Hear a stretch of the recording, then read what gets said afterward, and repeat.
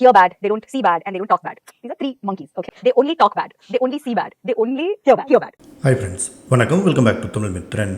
நயன்தாரா ரீசெண்டாக கொடுத்துருக்கிற இன்டர்வியூவில் தனுஷ்க்கும் தனக்கும் ஏற்பட்ட பிரச்சனைக்கு என்ன காரணம், எதனால் பிரச்சனை ஏற்பட்டுச்சு அப்படின்னு விளக்கமாக பேசியிருக்காங்க.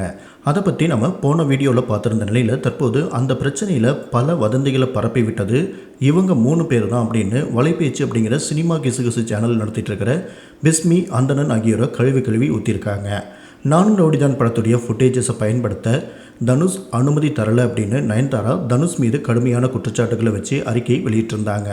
இதை தொடர்ந்து பலவிதமான டாக் சோசியல் மீடியாவில் போயிட்டு இருந்த நிலையில் வலைபேச்சு பிஸ்மி என்ன சொல்லியிருந்தாருன்னா, விக்னேஷ் சிவன் தனுஷுடைய மேனேஜர் கிட்ட தவறான முறையில் அப்ரோச் பண்ணார். 10 பைசா கூட செலவு பண்ணாமல் கார்ப்பரேட் அனுமதியை பெற நினச்சி முயற்சி பண்ணதால தான் தனுஷ் இப்படி ஒரு கேஸே போட்டிருக்காரு. மேலும் நயன்தாரா தனுஷை சந்திக்க அனுமதி கேட்டிருக்காங்க. அதுக்கு தனுஷும் சம்மதம் சொன்னப்போ அவரை என்னை நேரில் பார்க்க சொல்லுங்கள் அப்படின்னு அகங்காரமாக சொல்லியிருக்காங்க அப்படின்னு ஏகப்பட்ட விஷயங்களை அவங்க ஸ்ப்ரெட் பண்ணியிருந்தாங்க. அந்த சமயத்தில் இவங்க சொல்கிறதெல்லாம் உண்மைதான் போல் அப்படின்னு பலரும் நம்பிட்டு இருந்தாங்க. இப்படி ஒரு சூழ்நிலையில் நயன்தாரா தற்போது கொடுத்துருக்கிற இன்டர்வியூவில் அந்த 3 பேரும் பொய்யை மட்டுமே பேசுகிற குரங்குகள் என்னை பற்றி வதந்தி பரப்பி பணம் சம்பாதிச்சுட்டு இருக்காங்க அப்படின்னு வச்சு செஞ்சுருக்காங்க. நயன்தாரா என்ன சொல்லியிருக்காங்க அப்படின்னா, இந்த மாதிரி வதந்தி பரப்புறவங்க சில நேரம் நம்மளை காயப்படுத்திடுவாங்க, சில நேரம் செம்ம காமெடி பீஸாக இருப்பாங்க. அந்த வகையில் செம்ம காமெடியான யூடியூபர் ஒருத்தங்க இருக்காங்க. அவங்க ஒரு காலத்தில் பத்திரிகையாளராக இருந்தாங்க. இப்போ அவங்களுக்கு வேறு வேலையே இல்லை அப்படிங்கிறதால மற்றவங்கள பற்றி வதந்தி பரப்பி சம்பாரிச்சிட்ருக்காங்க.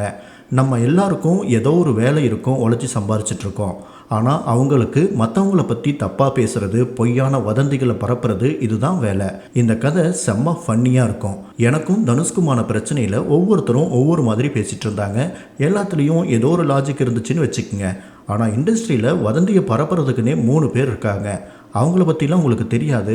ஆனால் அவங்க செம்ம காமெடி பீஸாக இருப்பாங்க. அவங்க எப்போ பார்த்தாலும் என்னை பற்றியே தான் பேசிகிட்டு இருப்பாங்க. அவங்க உதாரணமாக 50 வீடியோ போட்டாங்க அப்படின்னா அதில் என்னை பற்றி 45 வீடியோவில் பேசியிருப்பாங்க.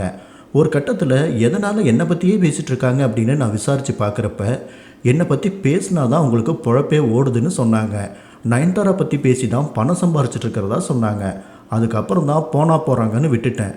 என்னையும் என்னோடய பெயரையும் வச்சு தான் பணம் சம்பாரிச்சிட்ருக்கானுங்க, என்னை வச்சு வாழ்ந்துட்டுருக்கானுங்க, நல்லா இருந்துட்டு போகட்டும்னு விட்டுட்டேன். ஆனால் இந்த பிரச்சனையில் நான் டாக்குமெண்ட்ரி விற்று பணம் சம்பாதிக்கிறேன் அல்லது தனுஷ் காப்பிரைட் கொடுத்து பணம் சம்பாதிக்கிறார் அப்படின்லாம் பேசிகிட்ருக்காங்க. ஆனால் அதெல்லாம் வெறும் காமெடி தான். ஆனால் உண்மையாலுமே இந்த 3 பேரும் தான் மற்றவங்கள பற்றி பொய்யான வதந்தியை பரப்பி சம்பாதிச்சிட்ருக்காங்க. உண்மையாலுமே அவனுங்களை பார்க்கும்போது 3 குரங்குகளை பற்றி ஒரு பிலாசபி சொல்லுவாங்க. அதாவது ஒரு குரங்கு கெட்டதை கேட்கக்கூடாதுன்னு காதை பொத்திட்டுருக்கோம், இன்னொன்று கெட்டதை பார்க்கக்கூடாதுன்னு கண்ணை பொத்திட்டுருக்கோம், இன்னொன்று கெட்டதை பேசக்கூடாதுன்னு வாயை பொத்திட்டுருக்கோம். அதே போல் இவங்க 3 பேரும் நல்லதை பார்க்கக்கூடாது, நல்லதை பேசக்கூடாது, நல்லதை கேட்கவே கூடாதுன்னு 3ஐயும் பொத்திட்டுருக்காங்க. அவங்க சொல்கிற எதுவுமே எது நடக்கவே இல்லையோ அதை மட்டும்தான் நம்புகிற மாதிரி சொல்லிகிட்ருப்பாங்க.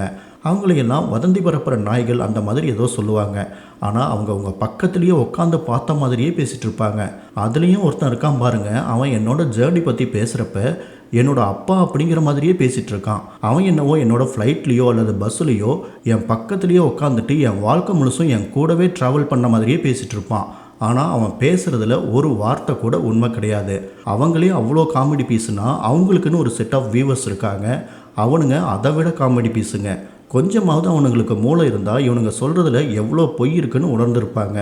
அதே நேரம் நம்மளை நேர்மையாக விமர்சனம் பண்ணுறவங்களும் இருக்காங்க, இந்த மாதிரி காமெடி பீஸுங்களும் இருக்காங்க அப்படின்னு நயன்தாரா கிட்டத்தட்ட 3 நிமிஷத்துக்கு மேலே அவங்கள வச்சு செஞ்சுட்டாங்க அப்படின்னே சொல்லலாம். கண்டிப்பாக வலைபேச்சு சேனலில் இதுக்கு என்ன ரிப்ளை பண்ணுவாங்க அப்படிங்கிறத வெயிட் பண்ணி பார்க்கலாம். It is pretty harsh, but sometimes it's a bit funny also. Call some gossip talk or something like that. It's called